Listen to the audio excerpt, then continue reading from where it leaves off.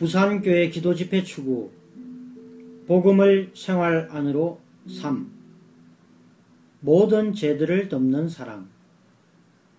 단체 생활에 대해 여러분 중 몇몇이 교통한 방식은 나를 편치 않게 했다. 잠언 10장 12절은 미움은 다툼을 일으켜도 사랑은 모든 허물을 가리우느니라 라고 말한다. 우리가 서로를 미워한다면 우리는 끝없이 싸울 것이지만 사랑은 단 하나의 죄나 몇 번의 죄들을 덮는 것이 아니라 모든 죄들을 덮는 것이다. 야고보는 그의 글을 이렇게 마친다. 나의 형제님들, 여러분 가운데 진리를 떠나 그릇된 길로 간 사람을 누군가가 돌아서게 한다면 죄인을 잘못된 길에서 돌아서게 한 그 사람은 그 죄인의 혼을 죽음에서 구원할 것이고 많은 죄들을 덮을 것이라는 점을 알아야 합니다. 우리는 표준에 못 미치는 자, 진리를 떠난 자를 미워해야 하는가? 아니면 사랑해야 하는가? 우리는 단체 생활을 하지 못하는 자를 사랑하지 않을 수 있다. 우리는 단지 우리의 집에서 합당하게 생활하는 특정한 그룹의 사람들만 사랑할 수 있다. 이것은 다 성경에 계시된 주님의 영을 따른 것이 아니다. 어떤 형제가 좋다면 그는 이미 충분한 사랑을 받았기 때문에 우리의 사랑을 아주 많이 필요로 하지 않는다. 좋은 사람은 거의 모든 사람이 사랑하지만 진리로부터 길을 잃은 자는 어떠한가? 한 형제가 진리를 떠나 교파에 나가거나 영화를 보러 가면 우리 소그룹은 그가 필요하지 않다고 느낄 수 있고 그가 자격이 없기 때문에 그를 받지 않는다. 이것은 사랑이 아니다. 이것은 미움이다. 사랑은 많은 죄들을 덮는다. 그가 영화를 본다는 것을 우리가 알았다 하더라도 우리는 다른 이들에게 말하지 말아야 한다. 이것은 그를 덮기 위함이다. 우리는 그를 드러내거나 노출시키는 것을 좋아하지 않는다. 드러내는 것은 사랑이 아니다. 미움은 다툼을 일으켜도 사랑은 모든 허물을 가리운다. 우리는 차라리 술 취함으로 인한 그 아버지의 벌거벗음을 덮은 노아의 아들들과 같이 되기를 원한다. 우리는 다른 이들을 드러내기를 좋아하지 않는다. 덮는 것은 축복을 가져오지만 덜추어내는 것은 저주를 가져온다. 이것은 작은 문제가 아니다. 폭로하는 자는 저주로 고통을 받으나 다른 이들의 죄들과 험과 결점을 덮어주는 자는 축복을 누리고 얻고 받는다. 야고보서 5장 20절에서의 많은 죄들을 덮을 것이다 는 것은 잘못 행하는 형제를 돌아오게 하는 것은 그가 정죄받지 않도록 그의 죄들을 덮는 것임을 가리키기 위해 야고보가 쓴 구약의 표현이다. 여기에 죄들을 덮는 것은 허물에 사람을 얻고 그 죄의 가리움을 받은 자는 복이 있도다 라고 말하는 시편 32편 1절에서와 같이 15절에 죄들이 사람을 얻는 것과 동일하다. 시편 85편 2절에서도 그러하다. 의인이 아닌 죄인들을 부르러 오시는 주님. 디모데전서 1장 15절은 그리스도 예수님께서 죄인들을 구원하시려고 세상에 오셨다는 이 말씀은 믿을 수 있고 완전히 받아들일 수 있는 말씀입니다. 내가 죄인들의 우두머리입니다. 라고 말한다.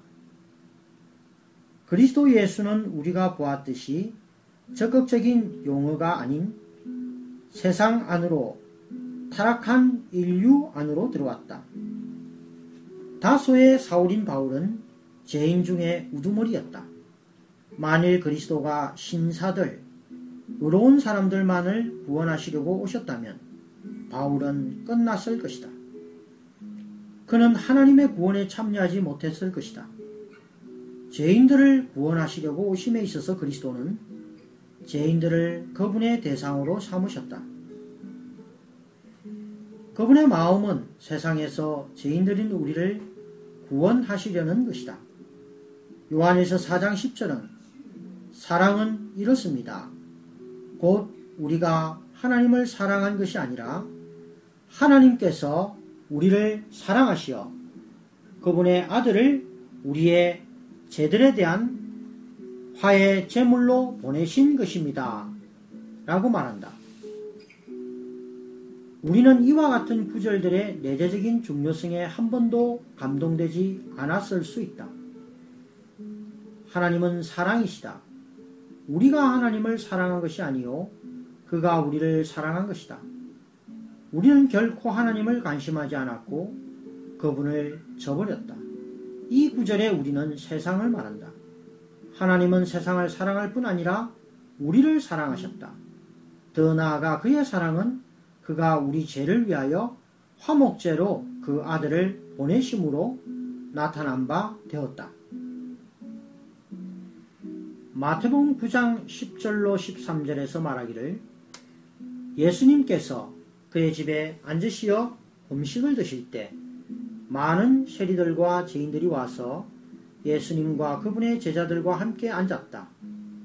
바리새인들이 보고 그분의 제자들에게 왜 여러분의 선생님은 세리들과 죄인들과 함께 음식을 드십니까? 라고 하니 예수님께서 들으시고 말씀하셨다. 강건한 사람에게는 의사가 필요하지 않으나 병든 사람에게는 필요합니다. 여러분은 가서 내가 긍휼을 원하고 희생 제물을 원하지 않는다 라는 것이 무엇을 의미하는지 배우십시오. 나는 의인을 부르러 온 것이 아니라 죄인을 부르러 왔습니다. 여기서 언급된 집은 단체 생활을 하는 집이 아니다. 죄인들과 세리들의 집인 것이다. 예수님은 하나님 사람이었지만 거기서 식탁에 앉아 그들과 함께 잔치를 누렸다. 그분은 그 시간을 누리셨고 고대의 깡패인 세리들과 죄인들도 모두 그분과 함께 누렸다. 그것이 바리새인들의 감정을 상하게 했다. 여기서의 바리새인들은 단체 생활에 집들을 규제하는 이들에 비유될 수 있다. 단체 생활의 바리새인들은 와서 왜 예수님이 깡패들과 은행 강도들과 잡수시고 계시는지 물었다.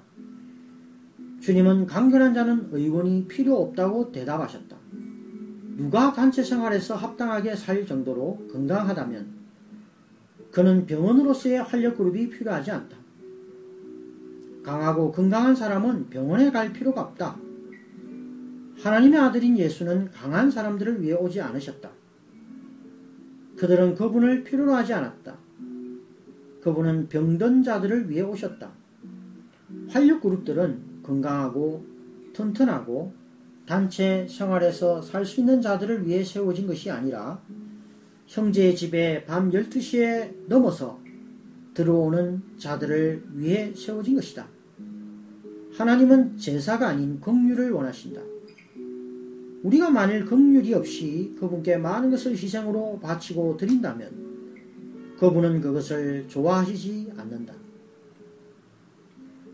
고린도전서 13장 3절은 내가 다른 사람들을 먹이기 위하여 나의 모든 소유를 다 나누어 줄지라도 또 내가 자랑거리가 되도록 나의 몸을 내줄지라도 사랑이 없으면 나에게 아무 유익이 없습니다.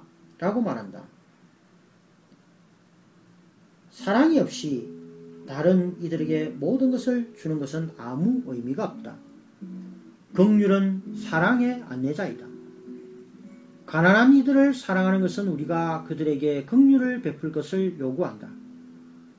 주님은 의인들이 아니라 죄인들을 부르시기 위해 오셨다. 이것이 그분의 마음이다. 세리들과 죄인들에게 나아갈 영을 가짐. 누가복음 7장 34절 54절 또한 주 예수님이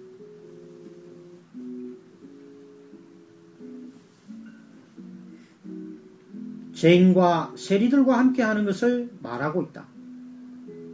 34절은 사람의 아들이 와서 먹고 마시니 여러분이 보아라 탐식가요 술꾼이며 세리와 죄인의 친구다 라고 합니다.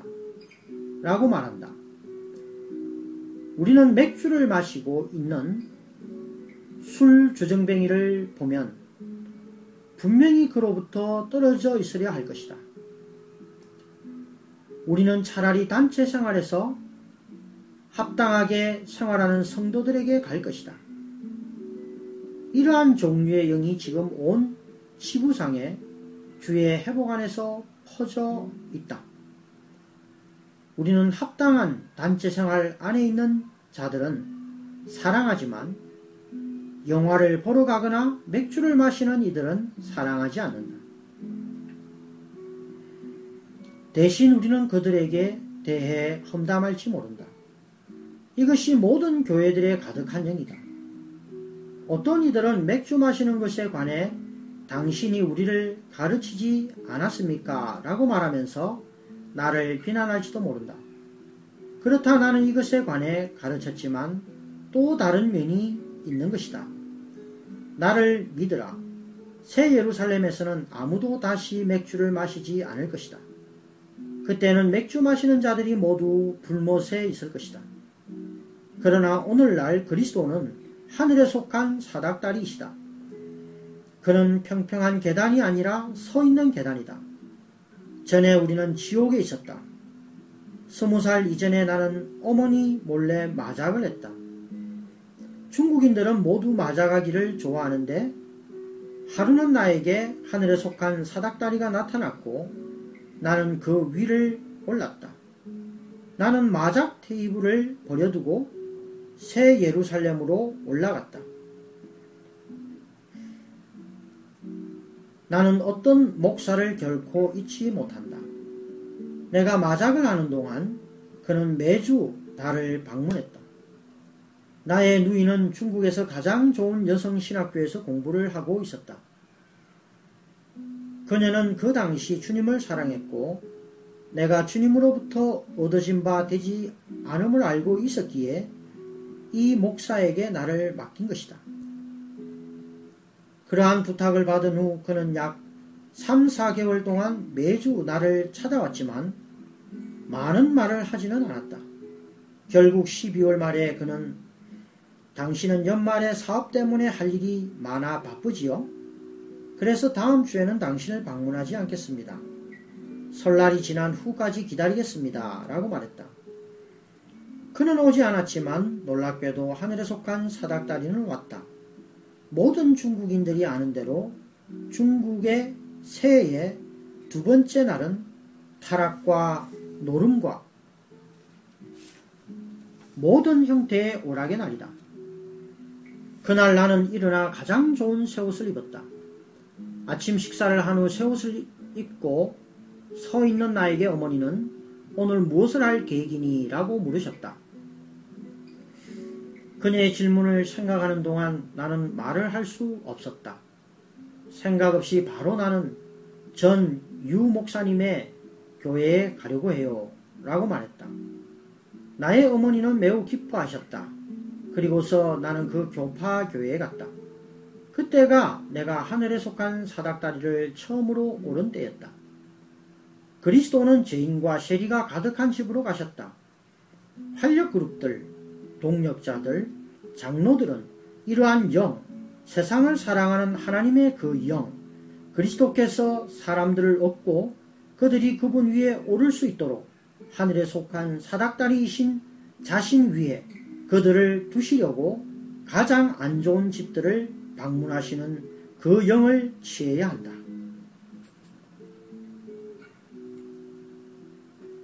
우리는 아버지 하나님의 사랑하고 용서하는 마음과 우리 구주 그리스도의 목양하고 찾는 영을 가진, 사실대로 말하자면 우리는 동력자들과 장로들과 활력그룹들 가운데에서 이러한 영을 잃어버렸다. 우리는 세상 사람들과 가장 나쁜 사람들을 사랑하는 그런 사랑하는 영을 갖고 있지 않다. 우리는 누가 좋은 자들인지 고르면서 사람들을 분류한다. 수년이 지나는 동안 나는 좋은 자들을 많이 보았다. 결국 좋은 자들 중 아주 소수만이 주의 회복 안에 남아있다. 오히려 나쁜 자들은 아주 많이 남아있다. 처음에 나도 그들을 나쁜 자로 분류했으나 오늘날 많은 나쁜 자들이 아직 여기에 있다. 우리의 관념대로라면 하나님의 선택은 어디에 있겠는가? 우리의 선택은 세상의 기초가 놓여지기 전에 그의 백성들을 선택하신 하나님께 달렸다. 성경은 하나님이 에서는 미워하고 야곱은 사랑했다고 말한다. 우리가 그 자리에 있었다면 우리 중 아무도 야곱을 선택하지 않았을 것이다. 이 사람은 너무나 나빴다. 우리는 신사인 에스를 택했을 것이다. 어머니의 태안에서부터 야곱은 싸우고 있었고 그가 태어났을 때는 형의 발꿈치를 잡아당겼다. 결국 그는 에스로 하여금 그를 죽이고 싶게 만드는 모든 일을 했다. 그의 어머니 리브가는 이것을 알았기에 그를 삼촌의 집으로 보냈다. 하지만 그곳에 갔을 때 그는 똑같은 일을 했다. 그는 삼촌으로부터 4명의 아내들을 취함으로 삼촌을 속였다. 이것이 마치 깡패처럼 사는 것이다.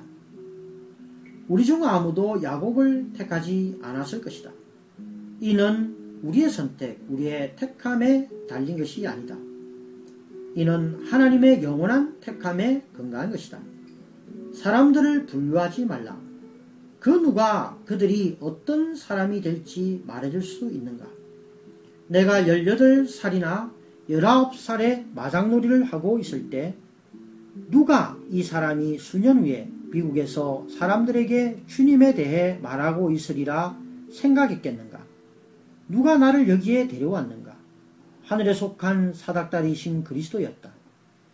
그는 하늘에 계신 하나님께로 나를 데려 올라가셨다가 자신과 함께 땅으로 내려오게 하셨다. 하늘에 속한 사닥다리는 많은 계단이 있고 하나님은 나를 1년이 아닌 수년에 걸쳐 오르도록 하셨다. 정점에 도달했을 때 나는 하나님을 만났고 그는 나를 장비시키시어 다시 밑으로 보내셨다.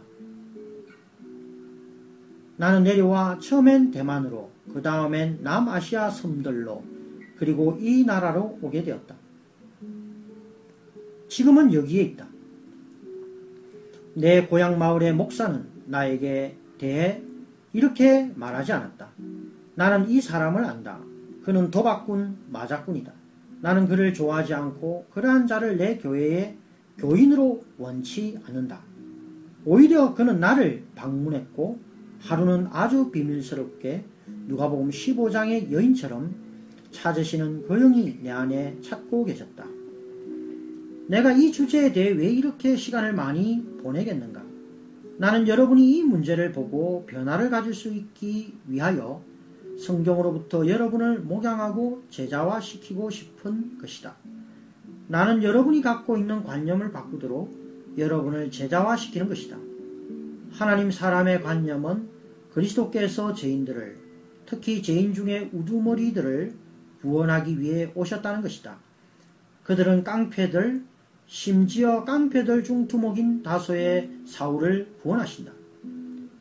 바울은 말하기를 그리스도 예수님께서 죄인들을 구원하시려고 세상에 오셨다는 이 말은 믿을 수 있고 완전히 받아들일 수 있는 말씀입니다.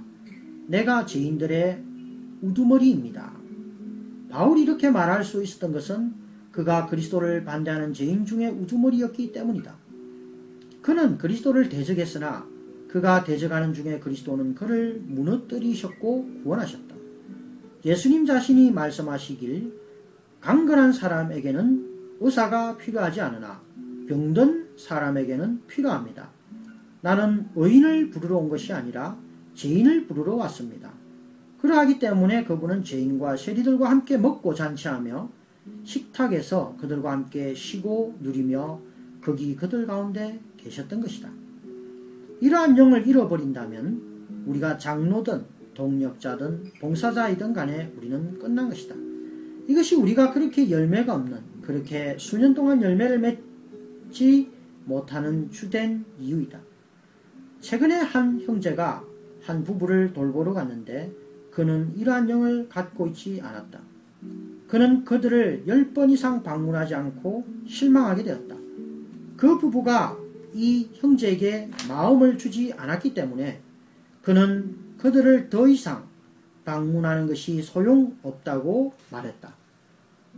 유 목사가 나를 방문했을 때 나는 그에게 관심이 없었지만 그는 3개월에서 4개월 동안 주마다 계속해서 왔다.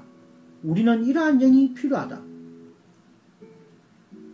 우리는 자신을 낮추어야 한다.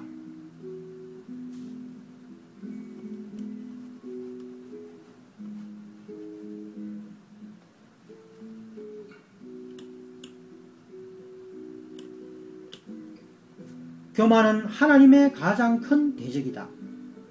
하나님은 교만한 자를 대적하시지만 겸손한 자에게는 은혜를 주신다.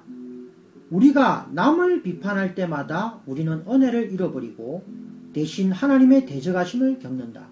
우리 모두는 서로 목양하기를 배워야 한다. 이것은 내가 당신을 목양하고 있기 때문에 나는 당신의 목양이 필요하지 않다는 것을 의미하지 않는다. 나는 당신의 목양이 필요하다. 우리 모두는 결점과 부족함이 있다. 모든 사람에게 결점이 있다. 그러므로 우리는 하나님의 은혜를 얻기 위하여 자신을 낮춰야 한다. 이것은 우리의 영을 강건케 하여 그들이 좋든 나쁘든 상관없이 우리로 사람들을 방문하고 돌보게 한다. 그들이 무엇이든 간에 우리는 그들을 방문하며 계속해서 방문해야 한다. 그들의 통계에 의하면 여호와의 증인들은 각 한 사람을 얻기 위해 사람들을 방문하는데 6,000개의 문을 두드린다. 그들은 이것을 율법적으로 행하지만 우리는 그렇지 않다. 우리는 다른 이들이 밖으로 나갈 것을 강요하는 그러한 율법이 없다. 그러나 교회가 사랑과 다른 이들을 향한 돌봄으로 가득한 이러한 목양의 영으로 활력 그룹을 건축하도록 돕는 것에 나는 최선을 다하려고 한다. 우리는 이러한 사랑을 가지고 교회가 그들을 정죄한다고 생각하고 있는 물러간 모든 형제들에게 교회는 아무도 정죄하지 않는다고 말해주러 갈 필요가 있다. 오히려 교회는 물러간 모든 이들이 돌아오는 것을 보고 싶어 한다. 그들 모두가 돌아온다면 나는 주님께 감사의 눈물을 흘릴 것이다.